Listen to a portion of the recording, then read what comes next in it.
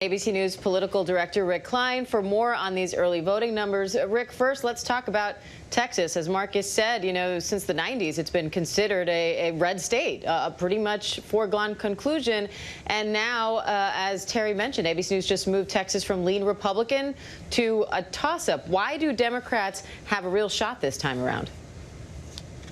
I'll tell you, I've talked to strategists in both parties, and they are shocked by what they are seeing in Texas in terms of the early turnout numbers. And frankly, they're not entirely sure what to make of it. Obviously, there were people that didn't vote last time. They're already above their turnout from 4 years ago. That would include some group of likely Democrats, of Biden voters in more liberal parts of the state, including a large Latino population. That's where you see Kamala Harris really trying to work it today. But the flip side of that is that there are probably a lot of new Trump voters in there as well. So it's hard to really divine what it means beyond the unbelievable enthusiasm, the interest in voting. There certainly isn't any apathy, and the Biden campaign sees an opportunity.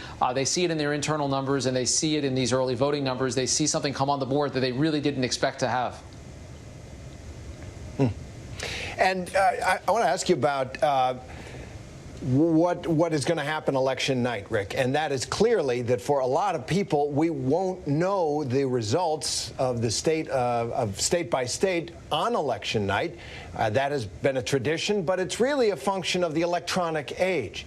So Michigan's saying they aren't going to have results on election night. Chief anchor George Stephanopoulos, our college, he shot a TikTok video to explain to people what's going on. Take a listen. I think it's very possible we're not going to have a final decision, more likely this year, because it's going to take some time to count those mail-in ballots that are coming in overwhelming numbers, particularly in states like Michigan, Wisconsin, and Pennsylvania, which don't even start counting those votes until Election Day itself. Now, that doesn't mean we won't have a good idea of who's going to be the next president on election night. I think that's very possible, particularly if Joe Biden wins in a state like Florida or North Carolina.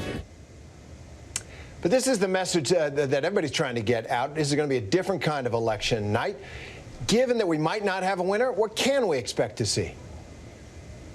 Yeah, I think it's critical to understand that just because you don't necessarily have a winner doesn't necessarily mean there's anything wrong, that there's been vast processes that have changed. And in many ways, the laws are still catching up to these new processes. And in a paradoxical way, all these early votes actually make it more likely that you won't have a result in those states because there is likely to be some kind of a backlog. But yes, you will get a real good sense of where the electorate is going. We're expecting to have significant vote pretty early in the night out of Florida, North Carolina, Georgia, a little bit later in the night out of states like Iowa and Ohio. So regardless of what goes on in the upper Midwest, you get a sense of where the race is going. And frankly, if Joe Biden carries any of those deep red states that I just mentioned, not to mention Texas, he is almost certainly on a path to the presidency. The flip of it is if he doesn't carry them, President Trump carries them, then we are likely waiting on Pennsylvania, Wisconsin, and Michigan. By the way, I think it was the social media team's biggest victory today that they got George Stephanopoulos to do a TikTok video. They are all celebrating very hard right now.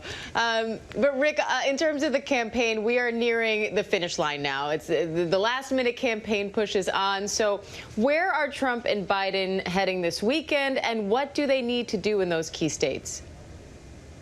They'll be all over the place, and it's so striking to see how the campaign comes full circle, because you'll see a lot out of those states that I mentioned, that blue wall, Pennsylvania, Wisconsin, Michigan. We know the Biden campaign is going to end with a lot of stumping those last 24, 36 hours in Pennsylvania, all the campaign folks and the surrogates. Tomorrow is a big day because Barack Obama and Joe Biden will reunite for the first time this campaign. They'll be trying to get out the vote in Michigan. And the president, man, I even lost track of how many rallies they have scheduled in states like North Carolina, and up through the upper Midwest, and a lot of Pennsylvania, a lot of Wisconsin, a lot of Michigan. It really comes back to those big three, with the president continuing to have to play defense in other places like Iowa. But I'll tell you, the stamina that it takes and the number of campaign events that this president will have done, these big, massive rallies in the age of COVID, stands without precedent.